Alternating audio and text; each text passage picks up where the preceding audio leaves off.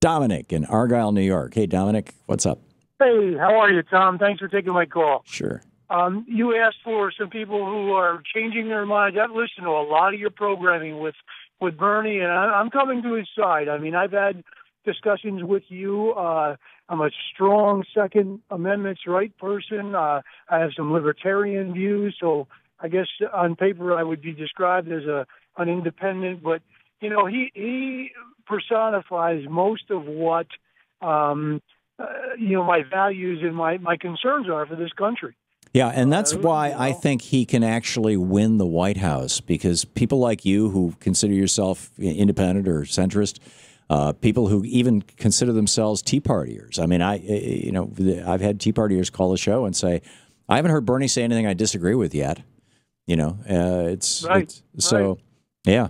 Dominic, I would ask this of people, because I'm coming up on retirement soon, and I've never worked on a campaign of any political, but I'm looking at working on his to make a movement to get what he needs, because he does need a grassroots movement. Oh, he really does, and we're sunk because of the money. Yeah, and what's interesting is, I mean, some of the people that he's running against, both in the Democratic primary and in the Republican ticket, are raising mind-boggling amounts of money, and they put that money out. That becomes the story du jour. Oh, look at how much money they raise. But then they have to buy political consultants. They have to hire political consultants to tell them what to say and what not to say. Bernie doesn't do that. Bernie's just Bernie.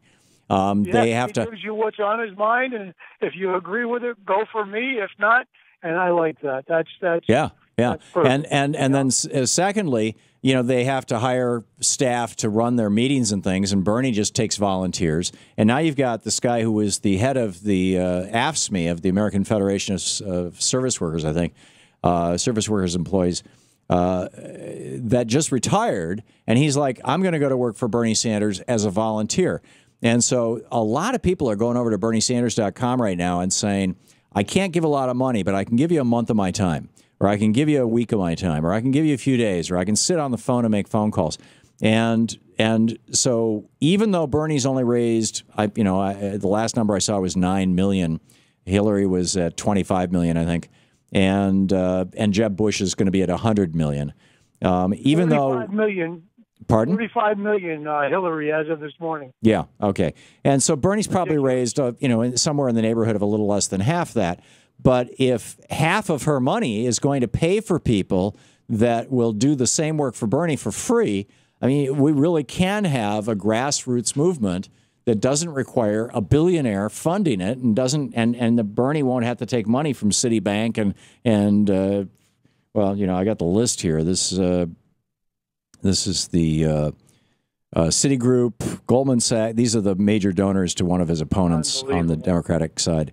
Citigroup, Goldman Sachs, DLA Piper, which is a big law firm here that lobbies on behalf of corporations, Morgan Chase and Company, Emily's List, which is a good group, Time Warner. The type is so small I can hardly read this. Lehman Brothers, University of California. That's an interesting, that they're now we're down to $200,000 gifts. But in any case, Bernie is not beholden to anyone. And that I think is a good thing. So, Dominic, thanks for the call.